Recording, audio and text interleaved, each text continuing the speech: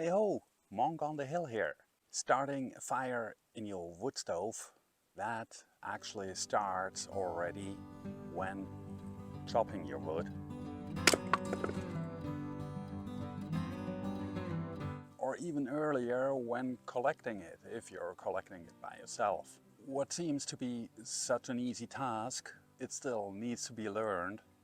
I just lately talked to a Dutch guy that just moved to Bulgaria, and it was quite a long phone call, and literally every 20 minutes he went like, oh wait, I have to put some wood on the fire. Then like on the second time I said, show me what you're doing, and he put on pieces of wood. I think they were half the size of this one here, and I went, no.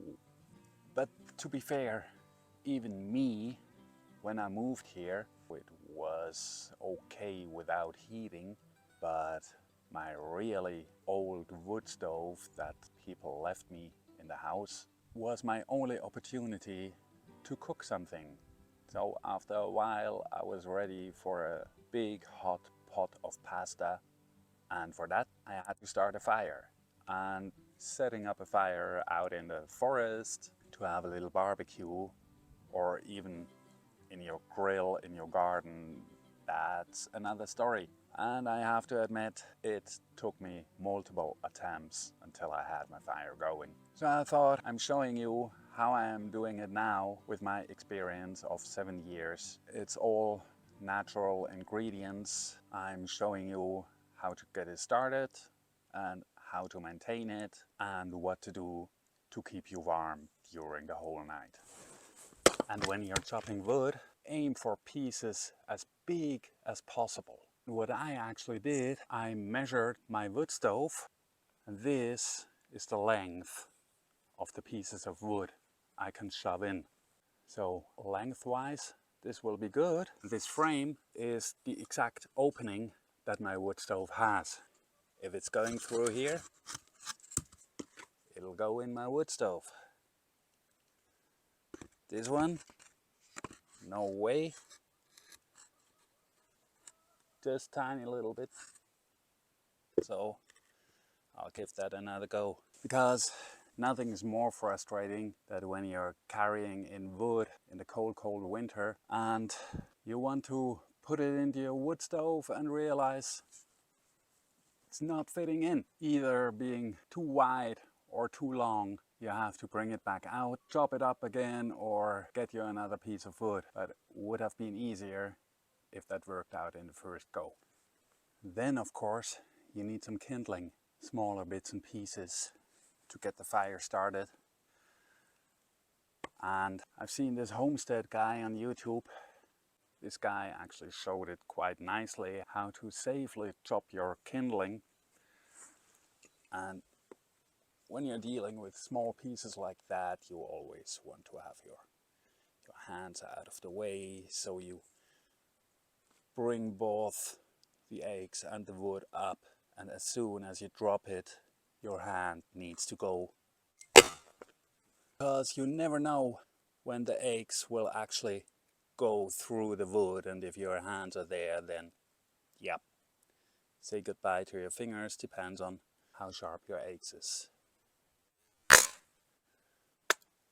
You can make them as small as you wish.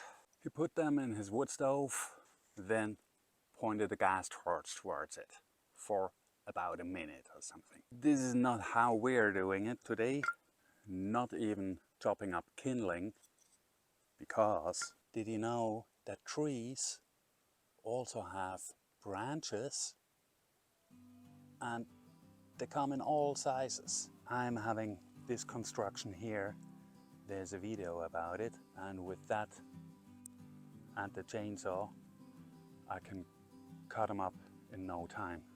So it comes down that you want to have wood in all kind of sizes, from as huge as possible down to as small as possible. And every time I'm chopping up wood, afterwards, after collecting all the big bits and pieces, I go and collect these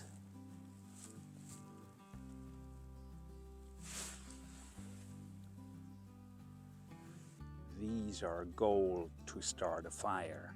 Usually they are kind of this shape, so on one side they are really thin and dry, and so this part starts burning pretty quickly, and the further it burns, the thicker it's getting. So that will burn a little longer, so it really helps lighting up bigger pieces.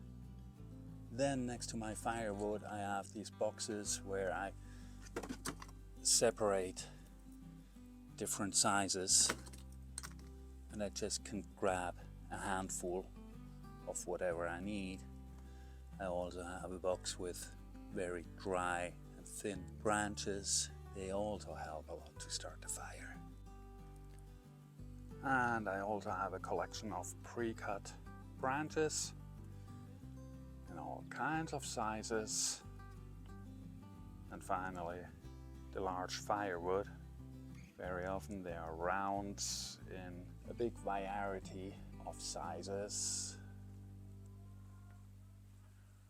or the more split up ones. It's quite a mix, so I can pick whatever I need at the moment.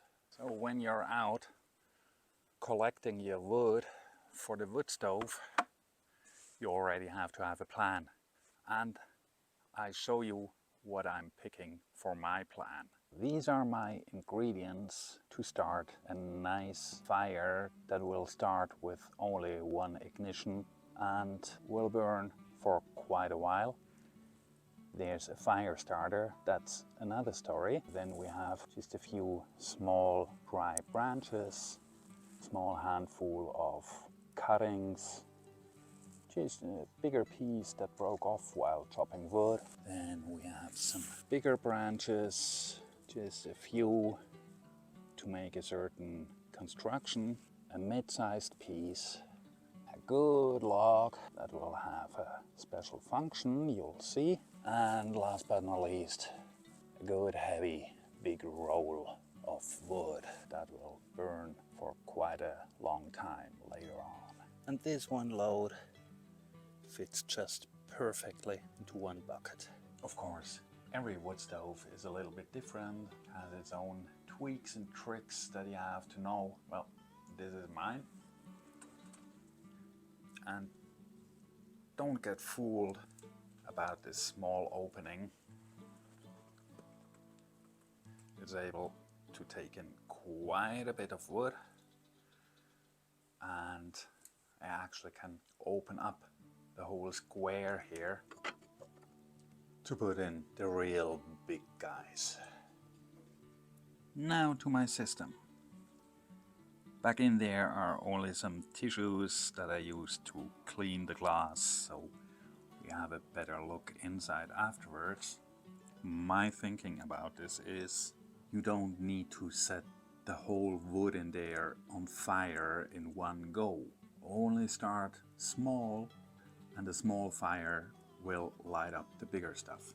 That's in general the whole secret behind it. Smaller stuff lights up the bigger stuff, and the more different levels of sizes you are using, the easier that will start. With that being said, I will not start with the kindling. What I'll do is the big guy here.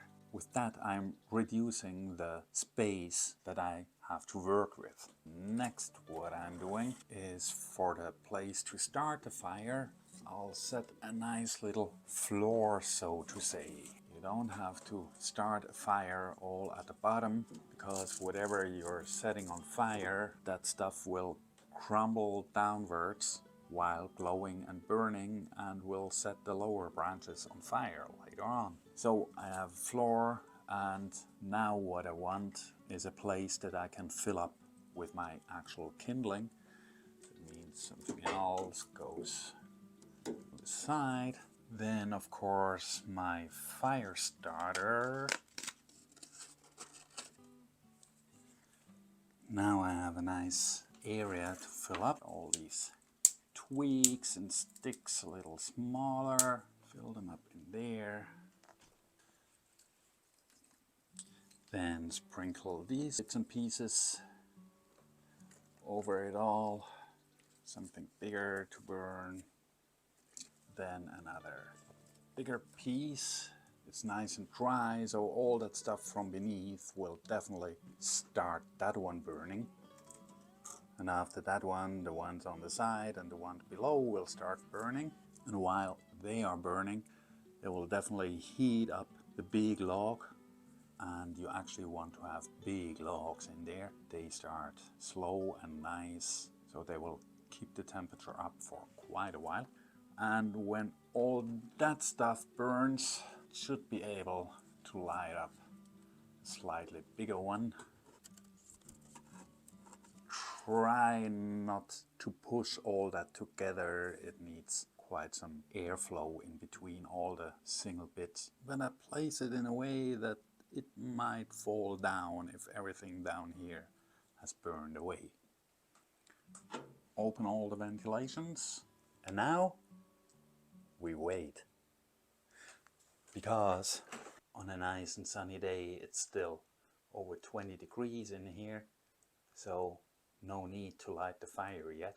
But I'll have temperatures here to show you how my system is maintaining the heat. Okay, the sun has set. We are on 20 degrees, constantly dropping now, and we've got a time for that. So let's start the fire. And as I promised before, it should be only a one ignition.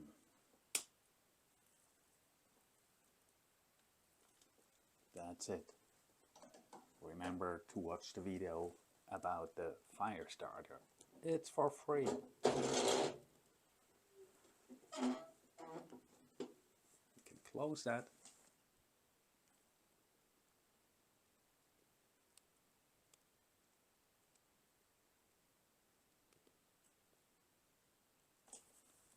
And as soon as one of the mid-sized pieces has caught a stable flame, we can shut the ventilation. And we'll check on it in a bit. And oh yeah, back there is another relevant temperature. This is of the water in the system that's going through the wood stove. Coming out here, back there is where the sensor is mounted for this thermostat.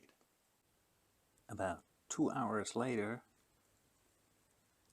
the mid-sized log that was on top came down here and almost burned to the end. The big log on the side, still at least half the size of it, because it's only burning from one side. On the other side there's no air going through, so that's why it will last quite a bit. So it's about time to put in the big heavy roll.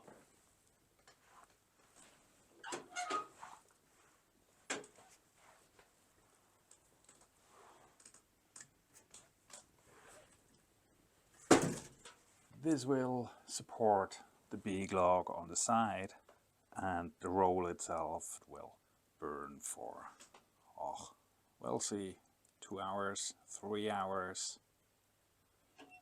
It'll be good. As I said, 2 hours later we are on 23.6 degrees Celsius, rising. And the water temperature that's going to the radiators was constantly on 50 degrees. It's now again 2 hours later. The one square log that was on the side is all gone now, and still the big heavy round is in there all alone. One single log will not really burn, but it'll at least keep on glowing or give off a little flame, as long as you don't add more other wood or more air. But for now I keep it like that because the water temperature is still at around 50 degrees, 49 at the moment. And the temperature in the room is 26.7, rising still. So yeah, all good. Before going to bed, that was the big roll. Still a nice bit of it here. And I'll add a nice big one.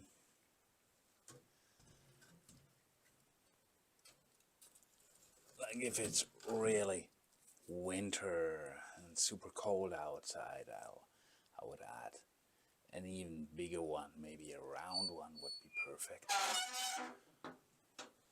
Because the one before hasn't burned now in a while. Temperature of the water dropped, but it'll pick up again as soon as the new log will burn. In that temperature, 26.8. Over the night, if there's no additional heating, then I lose like at least 1 degree per hour.